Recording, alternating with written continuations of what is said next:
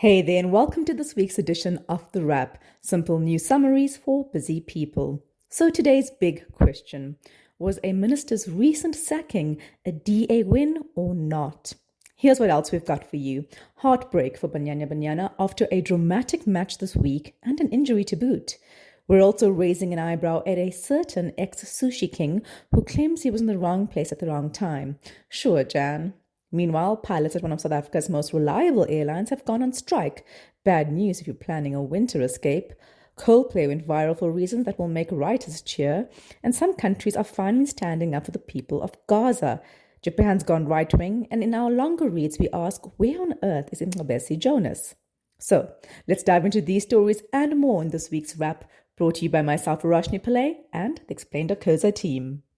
First up in your national news, Fly SA pilots are causing a kerfuffle. Over 200 pilots announced a 2-week strike on Monday. They are protesting hectic schedules and demanding a 10.5% salary increase.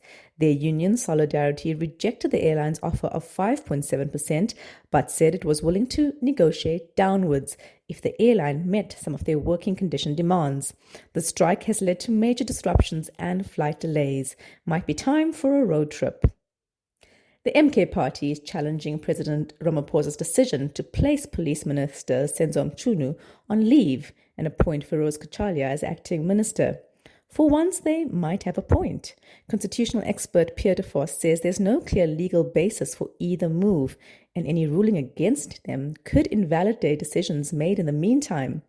The MKP's Constitutional Court case could spotlight important limits on presidential power and force Ramaphosa to follow proper process.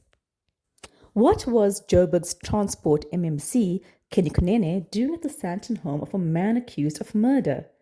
On Monday, police arrested Katiso Katie Molefe, the alleged mastermind behind the 2022 hit on DJ Somebody. And they found Kunene chilling in the driveway. He claims he was helping a journalist who wanted to interview Molefe, but his party, the Patriotic Alliance, has suspended him and the DA wants him out. He's not a suspect, but his judgment definitely is. Banyana Banyana's dream of defending their WAFCON title came crashing down on Tuesday. Our women's soccer team lost a last-minute 2-1 thriller to Nigeria in the semi-finals. It was a tight, tense game in Casablanca, Morocco, with Nigeria scoring the decider in the 94th minute. Midfielder Gabriela Salgado also suffered a serious leg injury in the final stretch, rattling her team. They'll battle Ghana for third place on Friday. We're still super proud of them. South Africa is set to get its first bullet train as early as 2030. The Limpopo-Gauteng Speed Train project will span approximately 500 kilometers between Pretoria and Polokwane, with trips between the two cities taking as little as 90 minutes. The train is part of a national plan approved by Cabinet in November 2023, and feasibility and environmental studies have now begun. Construction could begin in late 2026. All aboard. Moving on to your international news, the shock cancellation of Stephen Colbert's Late Show has reignited fears about free speech in America. Last week, Paramount scrapped the late-night talk show, blaming financial pressures, but critics aren't buying it. The network just settled a $16 million defamation case with Trump, and a Trump-friendly buyer is circling. Veterans are quitting in protest, and fears are rising that watchdog journalism, like 60 Minutes, could be next. The network's own drama could be its most revealing show yet. There's renewed hope for peace after DRC and M23 rebels signed a ceasefire deal in Qatar on Saturday. It's aimed at ending years of deadly fighting. The DRC says it includes a demand for M23 to withdraw from occupied areas, but the rebels dispute that. The deal ties into a broader US-led peace push involving Rwanda, accused of backing M23. Both sides have until 29 July, that's next week, to begin implementation, with a final agreement expected by 18 August. In a rare show of backbone, 25 countries have demanded Israel's war on Gaza must end now. The joint statement, including the UK, France, Canada, and Japan, slams Israel's drip feeding of aid and says its blockade has stripped Gazans of human dignity. Israel's foreign ministry rejected the statement, but the reality is that over 59,000 Palestinians have been killed since October 2023, while 875 died just trying to get food since May. Is enough finally enough? Japan's dominant party suffered defeat as voters chose to swing right. Sunday's parliamentary election saw Japan's Liberal Democratic Party lose its upper house majority, leaving it in a minority in both chambers for the first time in decades. Prime Minister Shigeru Ishiba has vowed to stay on, despite mounting pressure from his party to step down. The biggest gains went to two right-wing nationalist parties, which drew support from younger voters frustrated by rising prices and stagnant wages. Coldplay has not dropped a single in a while. Last week, they made two. The internet's obsessed with Andy Byron, CEO of US data firm Astronomer, who resigned Saturday after being caught on Coldplay's Kiss Cam, getting cozy with HR chief Kristen Cabo. Both married, but not to each other. The drama has gone viral, but beware, fake wife statements are circulating, and Byron didn't actually release a statement. The board said his behavior did not meet company standards, though it definitely met someone else's. In your longer stories, Nkabane's fall, DA flex, or just political inevitability. So Ramaphosa finally fired Higher Education Minister Nobuhle Nkabane on Monday, and the DA immediately took credit. They'd previously vowed to vote against Wednesday's appropriations bill unless Cyril Ramaphosa ditched ministers tainted by scandal, naming Nkabane and Human Settlements Minister Mcebisi Jonas. When Ramaphosa finally swung the axe, the DA called it a victory for relentless pressure and agreed to support the bill. Cue collective sighs of relief from the Treasury. The DA were wielding real leverage. If the bill had failed, government departments would have had to operate using last year's budgets, threatening service delivery and causing chaos across the state. So yes, the clock was ticking. The DA showdown over this issue started weeks ago when Ramaphosa fired DA Deputy Minister Andrew Whitfield over an unsanctioned trip to the US. The DA cried foul, accusing Ramaphosa of playing favourites while turning a blind eye to scandal in the ANC's ranks. They pulled out of the national dialogue and threatened to block the budget unless heads rolled. But was the DA the sole reason for Nkabane's dismissal? Analysts say not quite.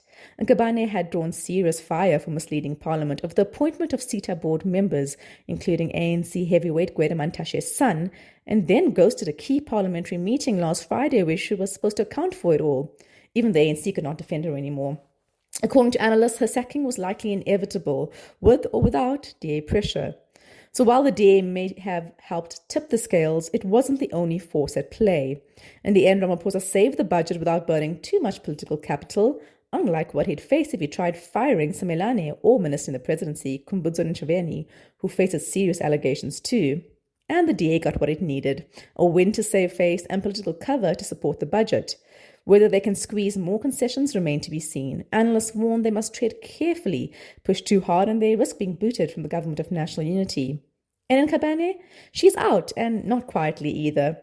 She said, "There are forces that want me out. To be honest, I'm not even shocked. Nor, it seems, is anyone else." Oh, and in a comic twist, the MK party, which has voted against every budget so far, accidentally voted in favour this time. In more Parliament news, in a rare show of unity, Parliament has unanimously agreed to establish an ad hoc committee to investigate the jaw-dropping corruption allegations made by KwaZulu-Natal Police Commissioner Lieutenant General Nhlanhla Mkhwanazi earlier this month. The decision was made by a joint sitting of the portfolio committees on police and justice and constitutional development, and adopted by the National Assembly on Wednesday. This comes after Speaker Toko Dedeza instructed MPs earlier this month to come up with a plan to deal with Mkhwanazi's explosive claims of collusion between criminals and law enforcement. Now, the newly formed committee has 90 days to get to the bottom of it all, and that includes looking into the role of none other than Police Minister Senzo Mchunu.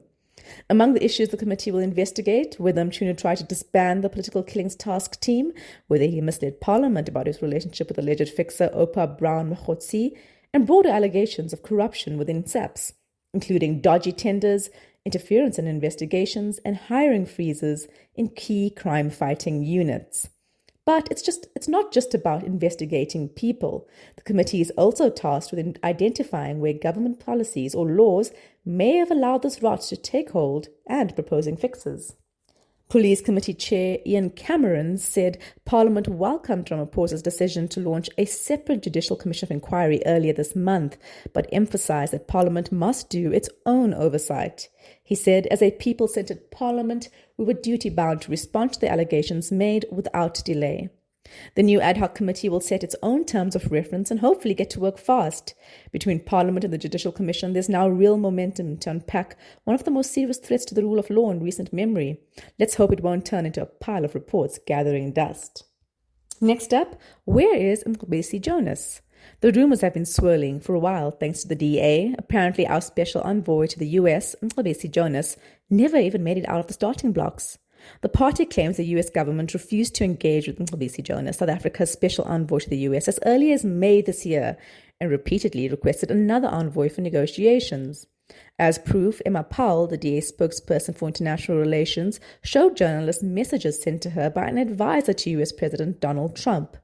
The presidency has labeled the DA's claims as misinformation, but we haven't seen proof to the contrary.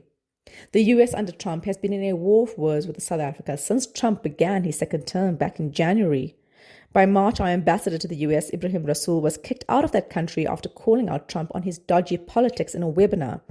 The presidency then made a big splash about Nkabisi's appointment back in April. It was a stopgap measure, it seemed, not quite a full ambassador, but someone to help fix things. But then Jonas, South Africa's respected former deputy finance minister, wasn't at the explosive meeting between Ramaphosa and Donald Trump at the White House about a month later. And now everyone is asking, where is he? If he was really rejected by the US with requests for other names, has the presidency been sitting on this the entire time? It's been 2 months if the DA is to be believed.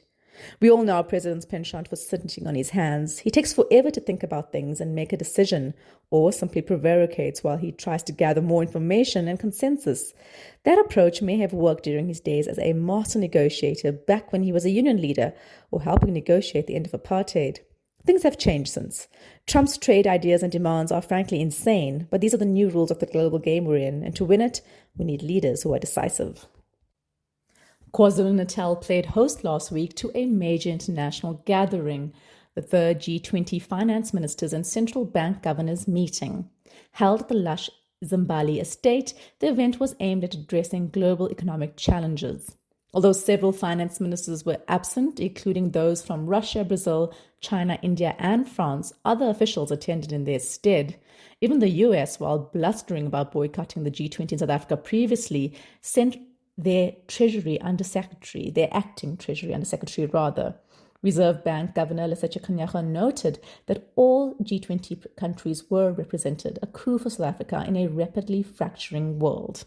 South Africa pulled off another diplomatic win by securing a consensus communique at the Durban meeting, a feat not achieved at the previous Cape Town gathering in February. The consensus, only the second in African soil since the G20's inception, agreed on strategic macroeconomic issues and the need for central banks to remain independent. Explain spoke to Sumari Swanepoel, a senior lecturer in taxation at the University of Pretoria, to unpack why this forum matters. She says the meeting is a key moment to reflect on progress towards the 2030 Sustainable Development Goals and to spotlight the specific needs of developing countries, especially in Africa. South Africa could use its G20 leadership to center the voices of the global south, Swanepoel says. It's a chance to showcase the country, she affirmed. Bottom line, with its presidency, South Africa has a shot to push for fairer global systems and development policies that don't sideline gender or poverty. The Durban communique is a start, but with global politics shifting rightwards, it's going to take more than a pretty venue to make the G20 deliver for Africa. Read this and other full articles on our website, explain.coza. That's it from us at The Wrap, an award-winning product of explain.coza. Simple news summaries for busy people. The Wrap is sponsored by Explain's agency division. We specialize in content marketing for purpose-driven organizations, often with a pan-African reach. Mail info at explain.coza for a quote. Remember to share the love. Tell your friends to sign up at explain.coza/subscribe. Till next time, goodbye from the team.